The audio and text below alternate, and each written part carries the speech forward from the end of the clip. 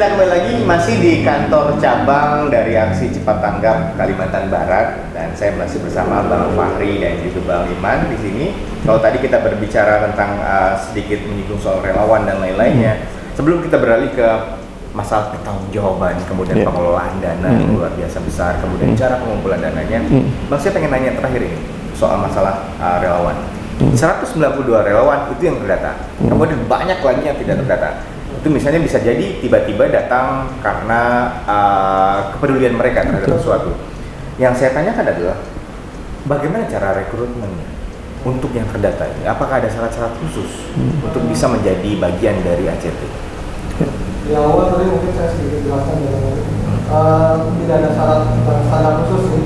Artinya semua kalangan, semua umur bisa menjadi bagian dari MRI, artinya masyarakat relawan Indonesia ini.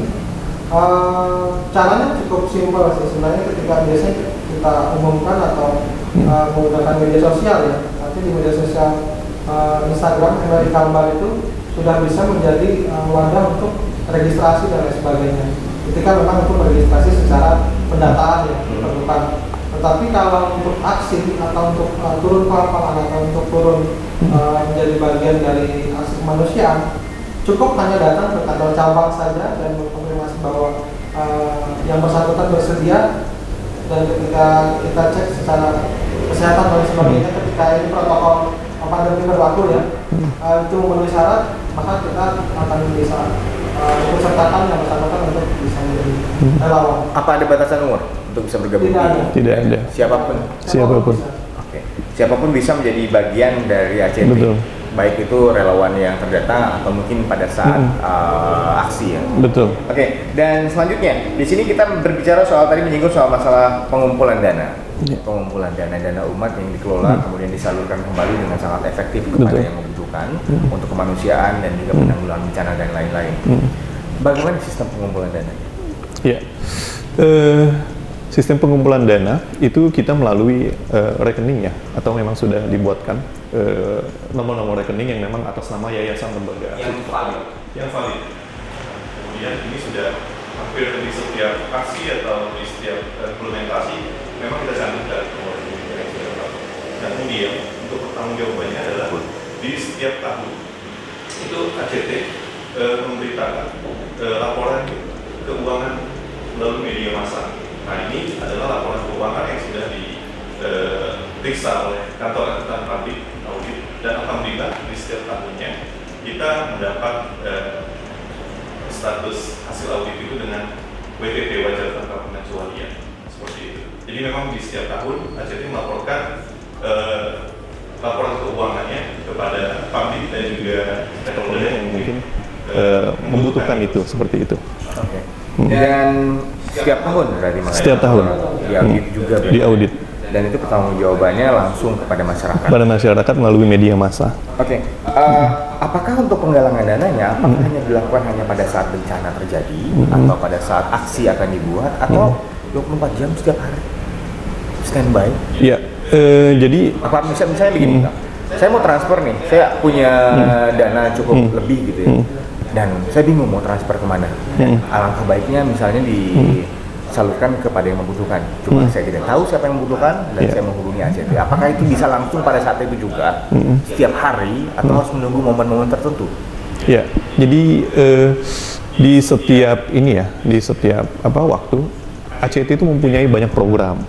Nah, jadi ketika nanti mungkin ada donatur yang melihat gitu kan, oh ini program misalnya aksi bantu santri misal untuk kehidupannya gitu ya. Nah, jadi di situ biasanya sudah tercantum nomor rekening. Nah, itu kapan saja bisa, silakan transfer. Nah, nanti biasanya setelah transfer kita punya tracking siapa nih yang transfer. Nah, biasanya itu masuk datanya. Nah, nanti dari data itu kita konfirmasi. Nah, ketika ini sudah terkonfirmasi, karena ini sudah menjadi donatur ACT, maka kami akan kelola. Nah, jadi artinya untuk pelaporan dan lain-lain nanti juga biasanya menerima dari ACT, seperti itu. Oke, jadi langsung berhubungan juga dengan para donatur itu dong? Betul, jadi kami memang kelola semua, ya. Jadi memang sesuai dengan visinya ACT. Batasan jumlahnya tidak ada? Tidak ada, kapanpun bisa. Kapanpun seikhlasnya. Dan programnya silakan dipilih di situ. Programnya banyak sekali ya? Ya. Ada berapa banyak program sih kan? Kalau kita hitung ya, kurang lebih mungkin ada puluhan ya. Yang masih berjalan sekarang yang di masa Iya. pandemi ini apa? Yang masih berjalan memang untuk saat ini kurang lebih ada sekitar 10 program yang menjadi prioritas ya.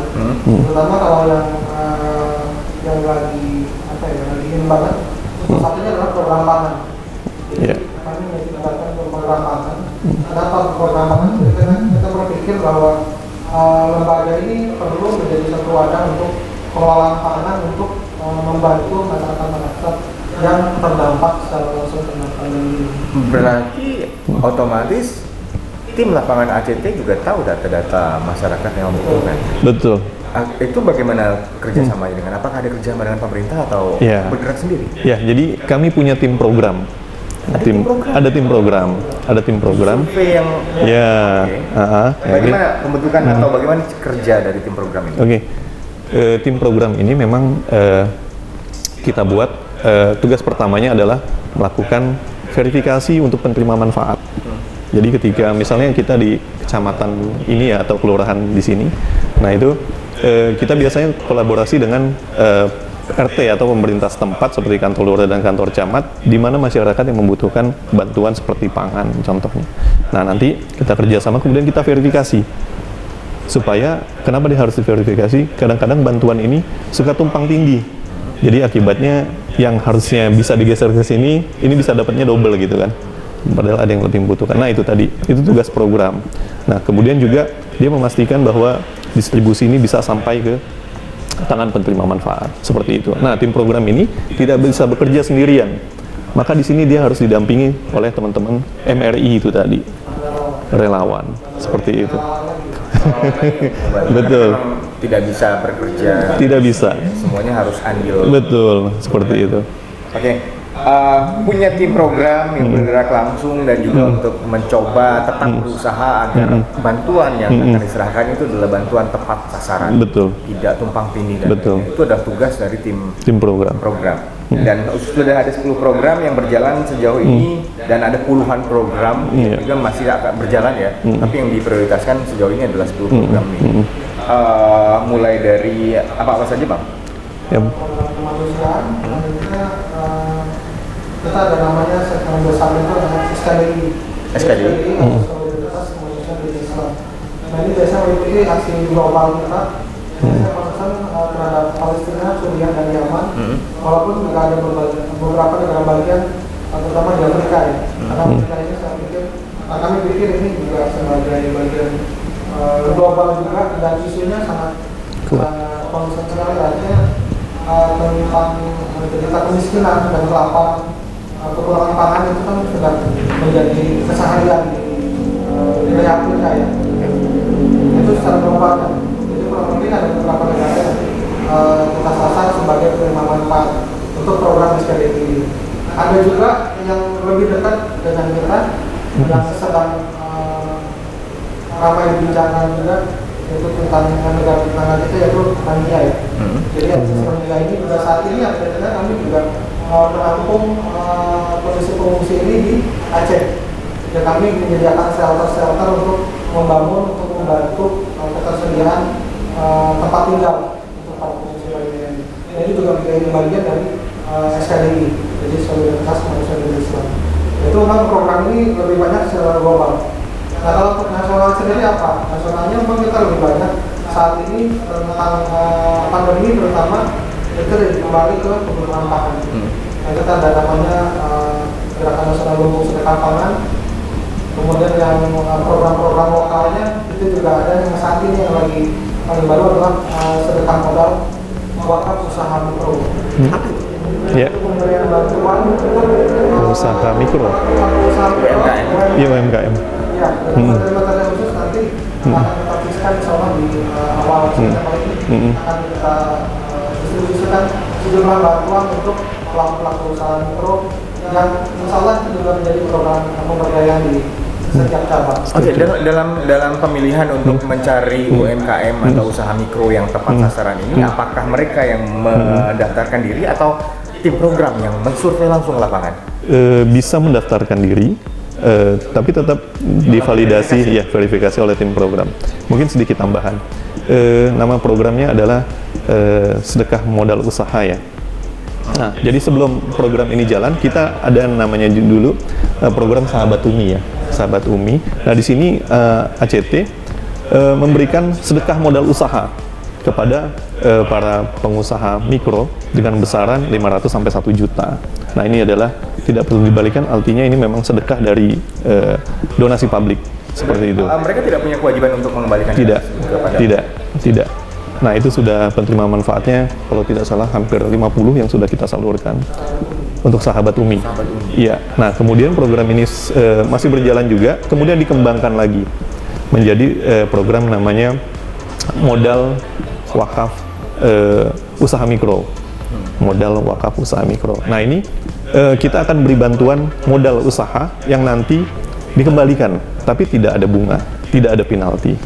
Nah, jadi jika insya Allah bulan ini berjalan, jadi calon penerima manfaat adalah yang mempunyai usaha yang memang membutuhkan modal. Nah, itu kita kasih besarannya sekisaran 2 juta. Nah, kemudian ini akan kita bina sampai dengan usahanya tetap berjalan dan bisa membantu keluarganya. Seperti itu. Dan ini tidak perlu dipulang. Ini harus dikembalikan tanpa bunga dan tanpa penalti apapun, tanpa denda apapun. Seperti itu. Ini sangat membantu sekali untuk membantu yang membutuhkan tentunya. Buat pemirsa, sebenarnya banyak sekali informasi yang bisa didapat soal kegiatan dari ACT, terutama bisa dilihat dari program-program yang dipublish di sosial media dan lain-lainnya. Dan jika ingin langsung datang atau ingin menjadi relawan atau ingin tahu soal programnya, bisa datang langsung ke kantor. Kebetulan saya sedang berada di kantor cabang ACT Kalimantan Barat dan bertemu langsung untuk bertanya langsung tentang kegiatan dan apapun yang sedang dilakukan. Dan kemana-mana kita masih ada beberapa lagi yang akan kita bahas untuk hari ini, masih di Gali Talk Show.